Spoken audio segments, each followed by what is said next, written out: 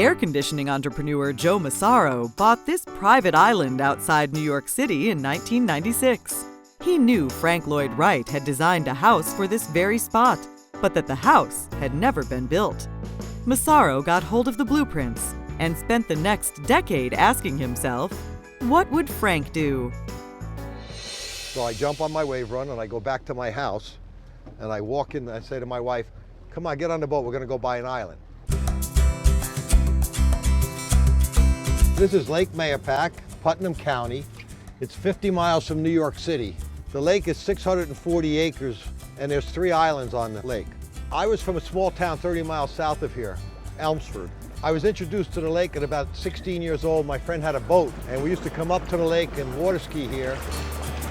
But I always wanted to live on the lake. No Frank Lloyd Wright house has been built for over 60 years on a property it was designed for. You'll see that this house has to be built where it is. It couldn't be built anyplace else. These are the original drawings by Frank Lloyd Wright. It's so well detailed that anybody that knows anything about construction can build the whole entire house off of this one plan here. So I selected this house, which is an impossible job to do, and spent the next 8 years doing that. We dragged everything that first year from that beach right up in here and staged everything up on top. So if you look at these drawings and you look at this house, you see an exact match. There's no changes. The size rooms that he picked, I built. The elevations that he wanted, I did.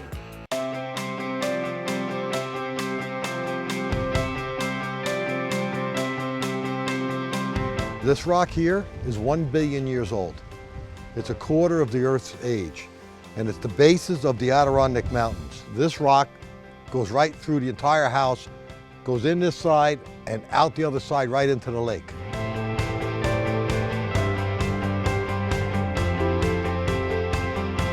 I told my grandson I was building him a house so he had some place to play on a rock when it was raining out. He told all his friends that. Grandpa was building me a house with a rock in it. My goal after high school was to go to work for my father.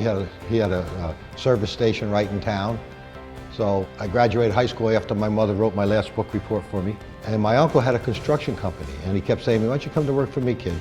In 1990, and I sold to Pennsylvania Power and Light in 2001.